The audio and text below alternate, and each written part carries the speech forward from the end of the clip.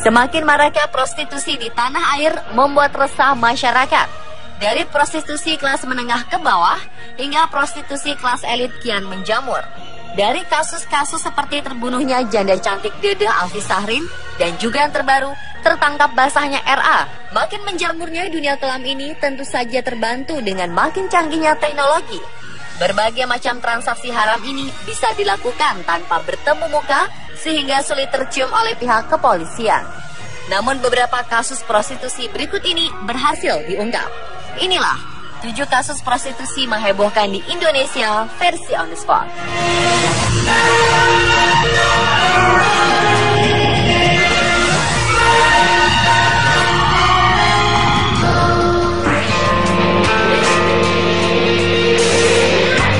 Sabtu dini hari lalu, petugas Polres Jakarta Selatan menangkap tangan RA dan seorang perempuan berinisial AA di sebuah hotel bintang 5. Mereka ditangkap di salah satu kamar saat diduga akan bertransaksi dengan seorang pria hidung belang.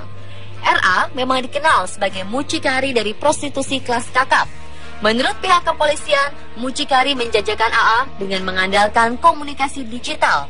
Dari penangkapan tersebut, terkuak bahwa RA mematok harga minimal 80 juta sampai 200 juta terhadap satu perempuan penghibur. Selain mematok harga yang fantastis, RA dan wanita binaannya hanya menerima pelayanan di hotel berbintang. Yang mengejutkan, sang mucikari menginformasikan kepada polisi mengenai jaringan mucikari artis. Sejumlah nama sudah disampaikan, dan polisi sedang menelisik nama-nama mucikari yang disebut RA. Bahkan belakangan, sejumlah inisial nama para artis yang diduga menerima panggilan tersebar di dunia maya. RA yang kini menjadi tersangka mengaku memiliki koleksi 200 orang penjajah cinta. Atas perbuatannya, RA dijerat KUHP pasal 296 kejahatan terhadap kesusilaan dan 506 tentang mucikari atau perdagangan prostitusi.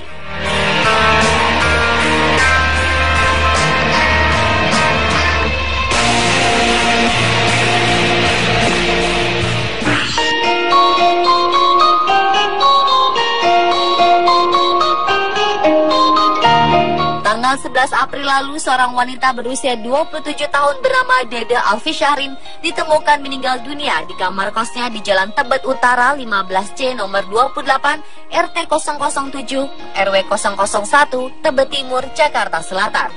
Wanita yang cukup sering dikenal sebagai Tata Cabi ini meninggal dalam keadaan yang cukup mengenaskan. Leher wanita ini diketahui terlilit kabel, mulut disumpal kaos kaki saat pertama kali ditemukan di kamar kosnya. Wanita yang berprofesi sebagai wanita panggilan ini ternyata meninggal karena dibunuh oleh salah satu pelanggannya yang berinisial MRS. Ternyata aksi nekat MRS itu disebabkan masalah sepele. Dia tersinggung karena disebut bau badan. MRS yang dongkol lantas menyumpal mulut Tata dengan kaos kaki miliknya, lalu menjerat leher korban dengan kabel.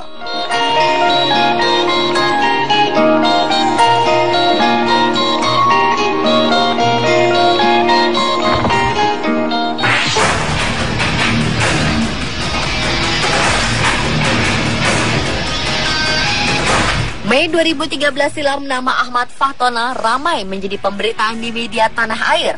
Selain diduga terlibat dalam kasus dugaan suap impor daging, belakangan terungkap soal kedekatannya dengan sejumlah wanita cantik. KPK pun langsung bertindak, sebab Fahtona diketahui memberikan sejumlah barang berharga seperti mobil kepada wanita-wanita cantik itu. KPK menduga hal itu sebagai pencucian uang yang dilakukan Fahtona. Tersangka penerima suap kuota impor daging sapi ini diduga telah menyebar uang puluhan miliar rupiah kepada 45 perempuan. Kala itu Ahmad Fahtona diciduk oleh KPK di sebuah hotel. Tak sendiri, Ahmad Fahtona tengah berduaan dengan seorang mahasiswi cantik bernama Maharani Sutio.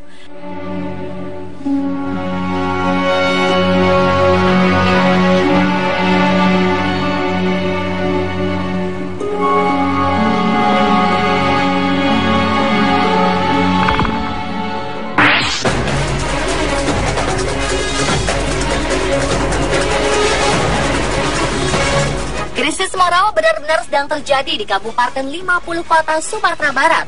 Mei 2014 silam muncul kabar yang sangat memprihatinkan, yakni adanya arisan seks di kalangan pelajar SMA. Kabar arisan seks di kalangan pelajar itu awalnya didengar RPG dari aktivis Serikat Petani Indonesia. Eka Kurniawan Sargo Indra, semasa ia berkampanye sebagai caleg Partai Nasdem untuk DPRD Sumbar kala itu. Kabar tersebut semakin meluas setelah mengurus MUI, Ormas Islam, dan LKAM 50 kota menggelar pertemuan. Dalam pertemuan tersebut terungkap ada 3 pelajar yang baru-baru ini tidak ikut ujian nasional karena hamil di luar nikah. Setelah ditelusuri, ketiga pelajar di wilayah selatan Kabupaten 50 kota itu ternyata hamil di luar nikah akibat ikut arisan seks.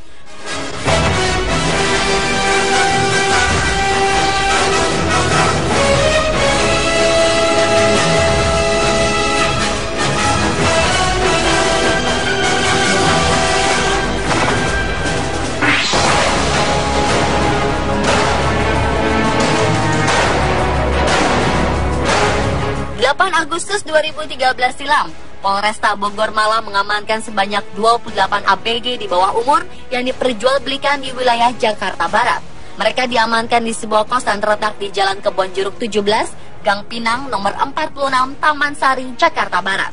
Puluhan remaja berusia belasan tahun itu dijadikan sebagai penjajah di kawasan hiburan Taman Sari oleh tersangka yang bernama Eli. Sebelumnya, karena laporan masyarakat Kota Bogor, Kepolisian Resort Kota Bogor telah mengamankan setidaknya 4 orang tersangka terkait kasus perdagangan tersebut. Kasat Reskrim Polres Bogor Kota AKP Condro Sasongko mengatakan bahwa akhir-akhir ini kepolisian menerima pengaduan masyarakat di Kota Bogor bahwa anak perempuan mereka hilang.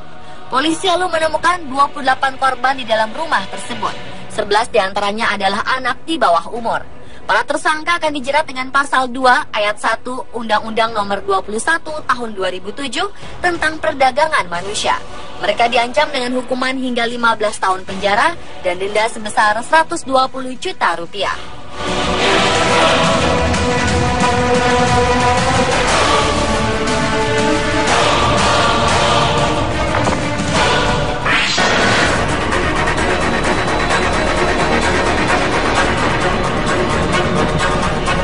Sebelum di Sumatera Barat, arisan seks juga pernah dilakukan oleh sejumlah pelajar SMU di Situbondo, Jawa Timur.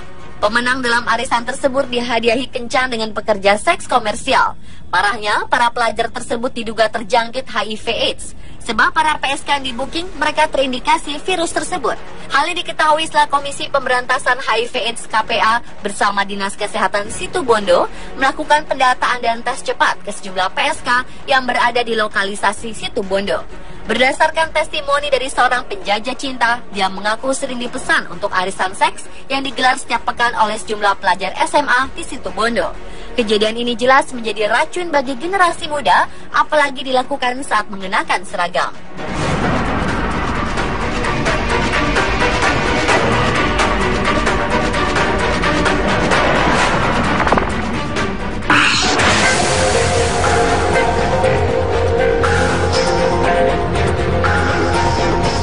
November 2014 silam, tanah air dihebohkan dengan berita seorang wanita penjajah seks komersil tewas dibunuh di Hong Kong.